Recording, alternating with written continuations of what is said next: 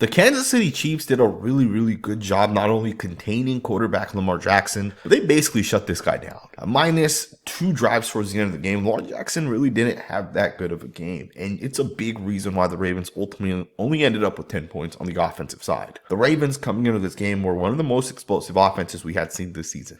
And of course, the Chiefs did something that I think teams should do as they kind of continue to play a Lamar Jackson in this Baltimore Ravens style of offense. And today, of course, we're going to analyze the tape. Let's just get right into it. All right, you guys, let's go ahead and just get into this film breakdown. We're going to look at this 30-yard touchdown pass that Lamar Jackson had to Zay Flowers. This was probably the best play I saw from Jackson against the Chiefs. Really nice job. Now, obviously, Lamar Jackson is one of the elite quarterbacks in the NFL. I think everybody agrees with that at this point. But the way the Chiefs actually attack on this play right here is kind of how the Chiefs attacked over the course of this game. You'll see a couple of things within this play, and we'll go ahead and point it out here in a second.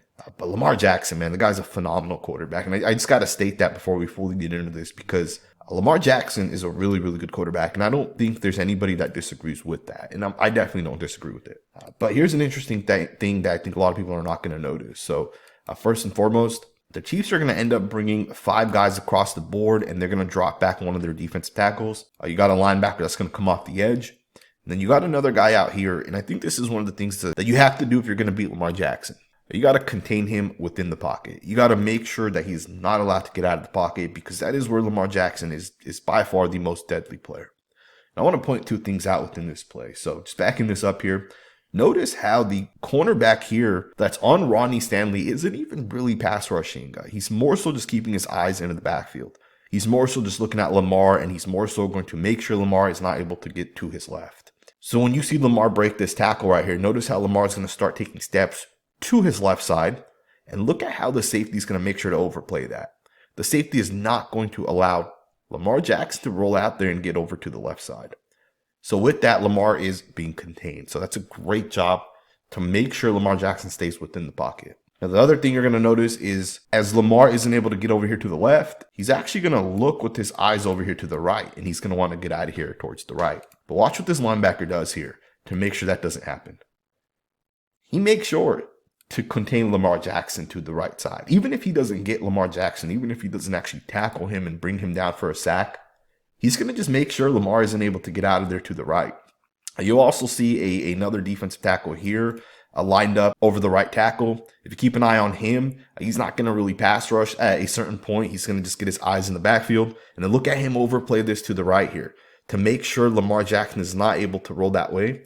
He's going to run all the way around the right tackle here to make sure Lamar isn't able to get out of the pocket. So this is how you got to play Lamar Jackson. Contain him within the pocket and force him to make passes. On this one, Lamar Jackson obviously won because he was able to complete this 30 yards to Zay Flowers. But trust me when I say this, he wasn't always able to win.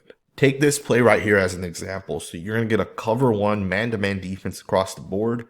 And you're going to also get a blitz. So the Kansas City Chiefs are basically going to end up blitzing 1 extra guy. And when they blitz, they're going to once again contain Lamar Jackson. They're going to make sure Jackson's not going to be able to get out of the pocket. So once again, you're going to bring a blitz. And once again, you're going to contain this. So as these guys are going to blitz, you'll see 2 guys within this play specifically that are going to take containment. So you're going to get the defensive end here who is going to take containment first.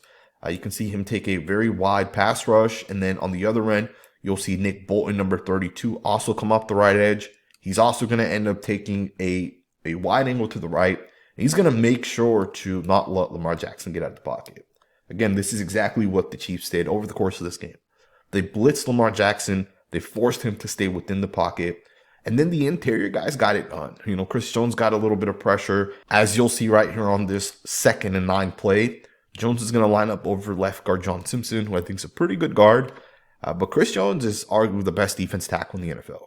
And he crushes Simpson on this one. So much where Lamar Jackson almost throws an interception. So this is a great job right here.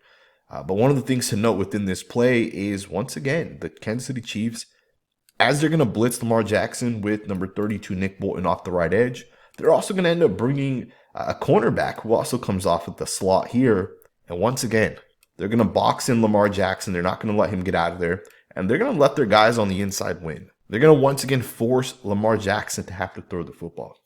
Now, I talked about this in my video last week where I broke down the Baltimore Ravens offensive line, and one of the things this offensive line does a lot is they go out there with a true 5-man protection. And what that means is you're basically going to get 5 offensive linemen up against 4 defensive linemen. And of course, the running back will come in and he'll pick up any sort of blitz before he releases. But this is a true 5-on-4 situation. So what ends up happening is when the Chiefs bring 1 or 2 extra guys, there's just not enough people to ultimately pick up every single person. So with that, obviously the Kansas City Chiefs did a great job attacking that 5-man protection.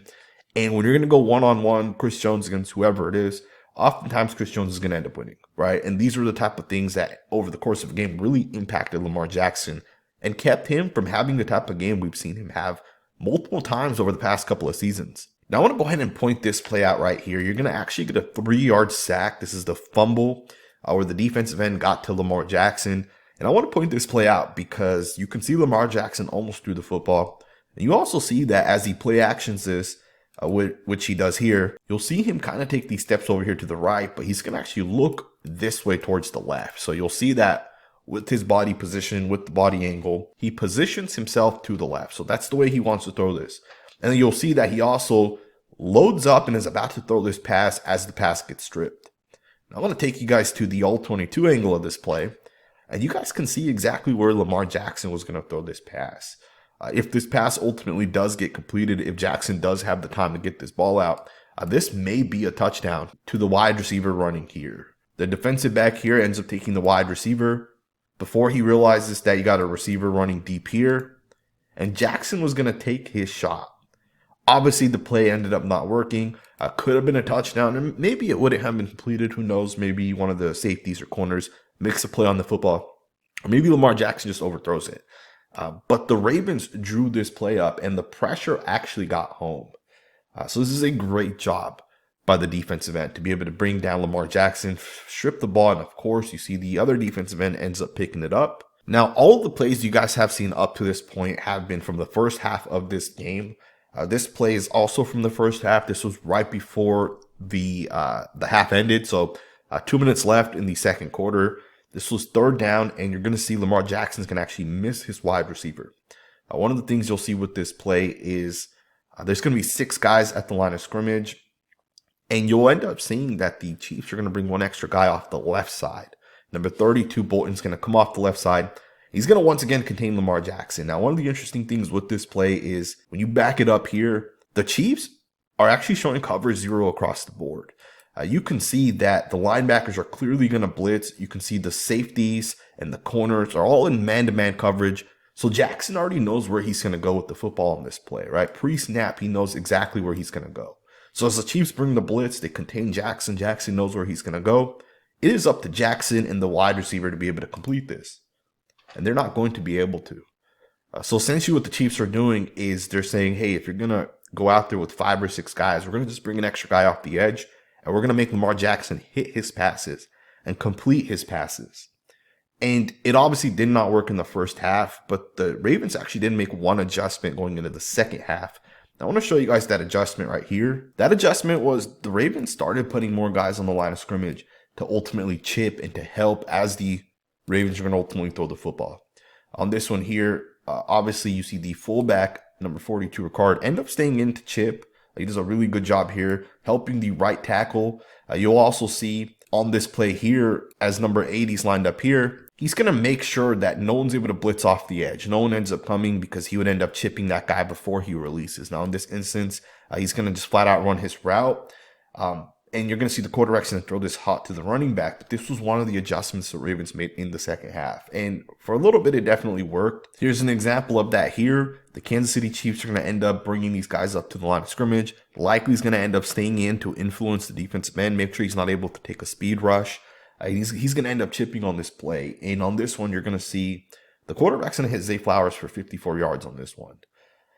So this is a great job right here by Lamar Jackson. But as the Baltimore Ravens made their adjustment, the Chiefs came out and went ahead and made an adjustment of their own, which is in the fourth quarter, they stopped blitzing. They ended up blitzing Jackson less in the fourth quarter than they did earlier in the game. They still showed blitz, but they ended up not blitzing.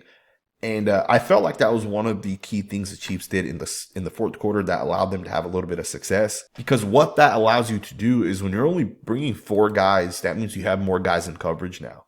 So you only bring 4 guys, and you get a bunch more guys in coverage. And on this play here, Lamar Jackson's going to throw it up, and this one's going to get intercepted. It's a really, really nice job right there by Bush to be able to intercept the pass. But I like this adjustment from the Chiefs as well. You know, keep the containment on Lamar Jackson.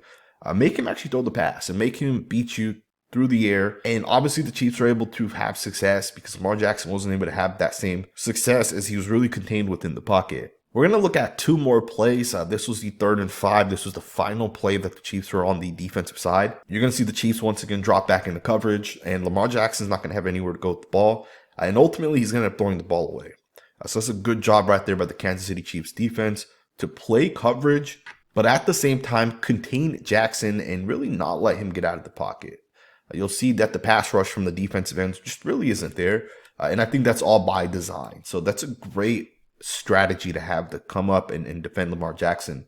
But I do want to point out one final play here, because I do think this play right here flipped the entire game. This was a 2nd and 8. The Kansas City Chiefs called the blitz, and the Ravens ran their blitz beater, which is just a straight up drag route across the middle of the field. And superstar players make superstar plays. And in this one, you're going to get Snead to punch the ball out. And I think this play right here flips the entire game, because this was the 4th quarter. If the Ravens score here, it's a 3-possession game. And just like that, you flip the entire game. You flip the entire script, because now the Chiefs recover a football. They're up by 2 possessions. It's already the 4th quarter. And I felt like this was just a really, really nice heads-up play by Snead, right? Just a really, really good job to be able to punch the ball out and really think this one through right here, right? He knew as soon as Zay Flowers had the football, probably at some moment right about here, that I'm going to go and I'm going to try to swat the football out of his hands. I'm going to try to punch the ball out. And obviously that ended up working. So that's a really, really good job right there. I hope you guys enjoyed this video. I hope you guys learned something new. Congratulations to the Kansas City Chiefs for making the Super Bowl. If you guys enjoyed this video, do consider subscribing, and I will see you guys next time with another video.